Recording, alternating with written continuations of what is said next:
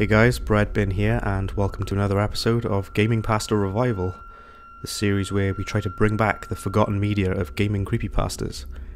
Today's pasta is a Sonic the Hedgehog creepypasta called Sonic's Depression. So without further ado, let's go on with the reading.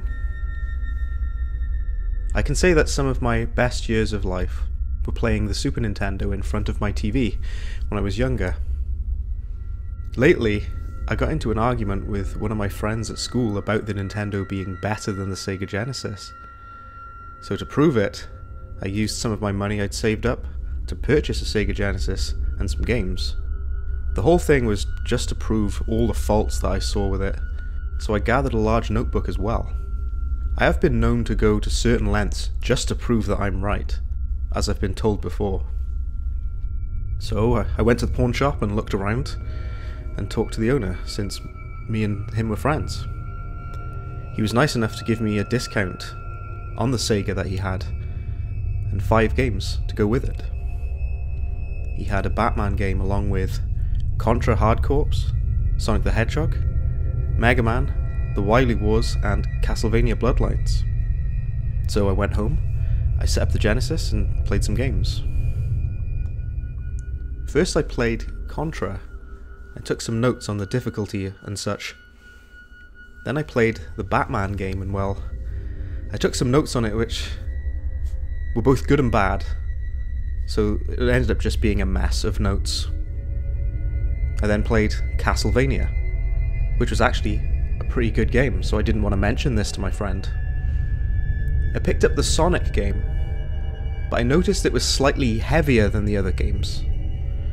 When I put the game in and started it up, I found the game rather interesting, but I had to put it down. I played the other games and felt satisfied that I got the information that I wanted.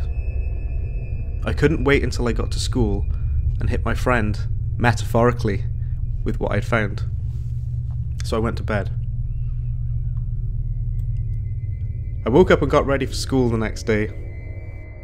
When I realised I still had about an hour left until school, so I decided to get more information. I put the Sonic game back in because I didn't have much information on it yet. So when it started up and the Sega screen was available, I noticed that the part where it's supposed to say Sega sounded monotone. So before it went to the title screen, I took it out to see if I could see anything wrong with the game, but I couldn't see. So I put the game back in, and again at the Sega screen, didn't say anything, so I just let the game carry on. Then the title screen was different from what you'd normally see in a Sonic game. Drastically different. The title of the game was called Sonic Depression. Sonic looked depressed on this title screen. The ribbon looked burnt at the ends. The place where it's supposed to say 1991 at the bottom right looked like it said, help. And there was a grey thing on one of the background islands. When I continued on, it sounded like a whisper saying, don't. Then, when it was supposed to say, Green Hill Zone Act 1, it said, life. The game started out with a cutscene, which surprised me. It was where Sonic and Tails were talking to each other. Before I continued on, I had to make sure to take notes. I'm not going to put down all of what they said, because it was a long conversation between Sonic and Tails, but the point was that they were going to meet up later. Then I could finally play, so I continued the Green Hill map. Nothing else was strange, except every now and then a text bar would appear. It was from an unseen character, like a narrator of some sort, but it just said it was from a voice. This voice would say such things as, he would never see his friends again, or he felt a churning feeling in his gut. I finished the level and continued to another cutscene, where it was just Sonic waiting. And although it was hard to see, he had a frown on his face. The game then cut to the level title screen, but instead of saying Green Hill Zone Act 2. It said, Confusion. Then I was able to play through to a level with only a few obstacles and even fewer enemies. And again, the voice began speaking, saying, Sonic felt as if something just pierced his gut. I ended up stopping looking at Sonic's sprite. The only thing that was wrong was that he looked sad. No blood came from him, which relieved me. Then I realised that the bus was outside to go to school, so I quickly turned off my TV and ran out the door. When I got on the bus, I realised that I'd left my notebook at my house, which made me feel stupid. At lunchtime, I hesitated, but I told my friend about the Sonic game, and he figured that I was making it up because we'd had an argument the day before. So because he didn't believe me, I invited him over to show him. When we reached my house and turned the TV back on, the game froze at the Sega logo. I got disappointed because of that, so I did one thing that cheered me up. I showed him my notebook. He shrugged and said that I only played 4 games out of a large library of games. So we talked, and his mom came and picked him up to take him to his karate practice. I said goodbye and we went back to my room, only to realise that the game was no longer frozen, and instead there was a text box saying, Only one may see this grim tale. I was so shocked by what I saw, but I found the willpower to continue on. I walked on and I noticed that the original environment was different, and that the music was only of singular notes being played. It was nice, but also depressing in a sort of way. I continued, but Sonic was only moving slower. There, I saw Robotnik standing, so I went over to him, but he didn't even seem to notice Sonic, which was strange, with Robotnik and Sonic being enemies. He had his robot minions in front of him, and they did not seem to notice Sonic, but they only seemed to move out of the way, which confused Robotnik. Then I completed the level, and this time it said, Sadness. It cut to another scene where you see Tails at the end, and took off running. So when I could finally get control, I took after Tails. The level was flat and void of enemies. The voice came up again saying, fastest of his group, and he can't catch back up to his life. However, I was able to finish the level.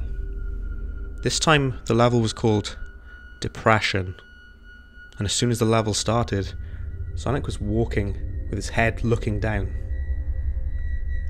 He slowly walked down the level, and several of the animal sprites walked and flew around Sonic, but he just kept walking, he kept going, until he reached his own grave.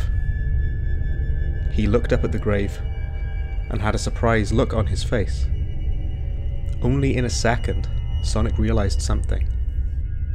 A close-up shot of the grave, showing his name on it, Sonic.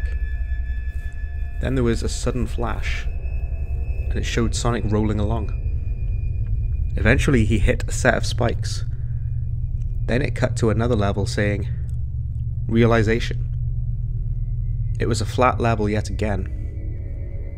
A red light came up from behind Sonic, and as soon as I saw it, the level crumbled with a rumbling sound, so I started to run away from the crumbling level. But Sonic couldn't get away for long, and was later engulfed in darkness. The Sega made a few spluttering sounds, and then crashed, so I turned it off. I was hesitant, but I eventually turned the Sega back on, and the whole Sega screen was normal again, until I reached the title screen. No matter how many times I tried to get back to that messed up Sonic game, it was useless. I wrote everything in my notebook that I could. I went on the internet to see if anything similar had happened to anyone else. The closest thing I could find was something called sonic.exe, where some guy got attacked with a cursed copy of Sonic the Hedgehog, the first game. But I could tell it was fake, the way it ended, unlike my story.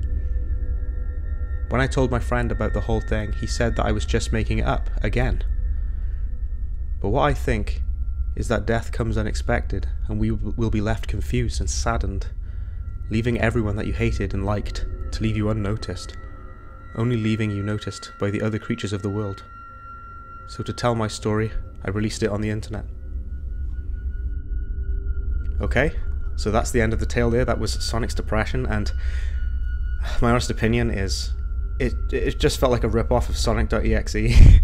It's so clear to me. They even mention it at the end. This feels like a fan fiction of sonic.exe, and it wasn't that well written. It wasn't all that unique or exciting. It was just very typical.